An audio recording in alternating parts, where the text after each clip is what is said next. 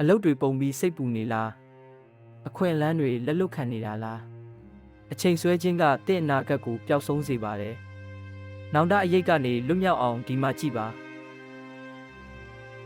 တတ်မှတ်ချိန်တွေနီးပြီးကြော်သွားတဲ့အခါဝင်လာတတ်တဲ့နောင်တတွေဟာအချိန်ဆွဲခြင်းရဲ့အကျိုးဆက်ပဲတင်ယူဖို့တိုးတက်ဖို့ဖန်တီးဖို့အခွင့်အရေးတွေဟာဘာဖြစ်နိုင်မလဲဆိုတဲ့မေးခွန်းနဲ့အတူပျောက်ဆုံးသွားတတ်တယ်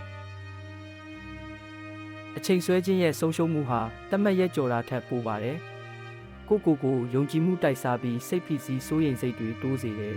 ။စွမ်းဆောင်နိုင်တဲ့ထိန်းချုပ်နိုင်တဲ့ဆိုတဲ့ခံစားချက်ကိုဖြည်းဖြည်းချင်းဖြစ်စီကကိုမလုံလောက်သလိုမနိုင်မနှင်းဖြစ်သလိုခံစားရစေပါတယ်။သတင်းကောင်းကတော့ဒီတန်တရားကိုရက်တက်နိုင်ပါတယ်။ဘာကတင့်ကိုအချိန်ဆွဲစေတယ်လဲရှာပါကြရှုံးပါကြောက်တာလားအစွဲလန်းကြီးတာလားပြီးရင်ဖြည့်ရှင်းနည်းတွေတိဆောက်ပါတာဝန်ယူမဲ့မိတ်ဆွေရှာအလုပ်ကြီးတွေကိုအပိုင်းငယ်ခွဲပြီးအောင်မြင်မှုတည်တည်လေးတွေကိုဂုဏ်ပြုဖို့တင်ယူပါဘာတွေမားနိုင်မလဲဆိုတဲ့စိုးရိမ်စိတ်အစားဘာတွေမှန်ကန်နိုင်မလဲဆိုတဲ့စိတ်လှုပ်ရှားမှုစီကိုအာယုံပြောင်းမှအခက်ခဲကြုံရင်ကိုနားလည်ပေးပါဒါတွေဟာခီးရဲ့အစိပ်ပိုင်းမှာပြစ္ဆုတ်ပံကိုလက်ခံပါဘာလို့လဲဆိုတော့လုပ်ငန်းတွေအမှန်တကယ်စတင်နိုင်တဲ့အချိန်ဟာအခုပဲဖြစ်လို့ပါ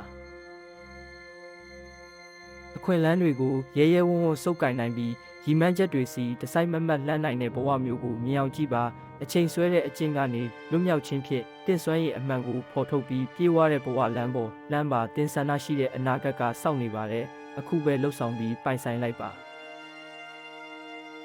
အချိန်ဆွဲခြင်းရဲ့အရေးကနေရုံထွက်ပြီးပိုမိုတောက်ပတဲ့အနာဂတ်စီလှမ်းဖို့အသင့်ဖြစ်ပြီးလားတင့်ရီမန်းချက်တွေစီတလန်းချင်းတိုးဖို့ဒီနေ့ပဲရာလေးကိုစလုံးနိုင်မလဲတင့်တွေးတွေကိုမှတ်ချက်မှာမျှဝေပြီးလှုပ်ဆောင်မှုအပြည့်ရည်ရွယ်ချက်ရှိတဲ့ဘဝတစ်ခုကိုအတူတကွရှင်သန်ကြဖို့အချင်းချင်းအားပေးကြပါစို့